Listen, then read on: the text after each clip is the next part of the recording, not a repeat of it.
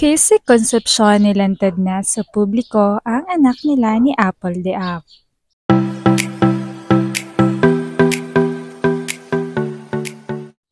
Isa na namang panibagong kontrobersya ang naungkat sa showbiz world. Kamakailan nga lamang ay naging usap-usapan ang tungkol sa alitan ng mag-inang Casey Concepcion at Sharon Cuneta dahil sa mga tampuhan na hindi na naaayos. Hanggang sa naging malaking isyu na ito sa pagitan nila. Kaya naman lumaki ng lumaki at nagkaroon na ng lamat ang kanilang relasyon bilang mag-ina. Subalit kalaunan, nakikita pa rin naman ang kanilang pagkukomento sa mga IG posts na nagsasabi ng mga I love you and thank you.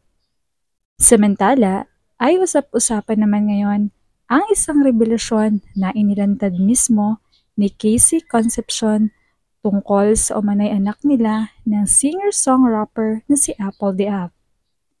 Matatandaan ngang kamakailan ay na-issue na ang dalawa dahil madalas daw namamataan na magkasama sila. Subalit mismong sila ay itinatanggi ito. Ayon sa mga ito ay matalik lamang silang magkaibigan at very close sila. Subalit nito lang naman sila nakitang magkasama at walang kahit anong history na nagkaroon sila ng bonding. Kaya naman malamang ay totoo talagang may relasyon sila. Naka-base ngayon si Casey Concepcion sa ibang bansa habang ganon din si Apple de Ap. Hindi nabanggit kung sa ngayon ay sa parehong bansa sila nakatira dahil may mga work sila. Samantala, sa isang morning show sa Entertainment Press, ay sa muling pagkakataon ay ni-interview muli si Casey sa isang online or virtual mode. Masayang-masaya si Casey na muling nakausap ang media dahil syempre napapanood din daw ito ng kanyang mga tagahanga. Makikitang habang ini-interview si Casey ay may padaan-daan sa likod na bata. Kaya naman hindi na napigilan na maitanong ng media kung sino ito. Pag-amin ni Casey ay nagbiro pa siya. Hindi niya ba alam? Well, anak daw niya ito from a very special person.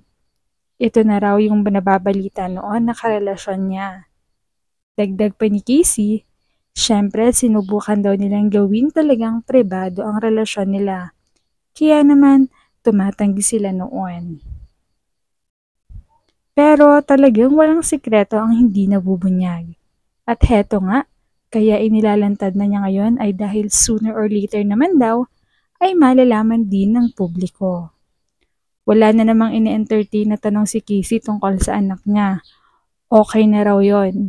Ang mahalaga ay masaya silang namumuhay ng payapa. Umani naman ito ng samot-saring reaksyon mula sa mga netizens, kung saan ayon sa kanila ay grabe totoo pala yon at nagbunga pala ang kanilang pagmamahalan at ang nababalita nilang relasyon.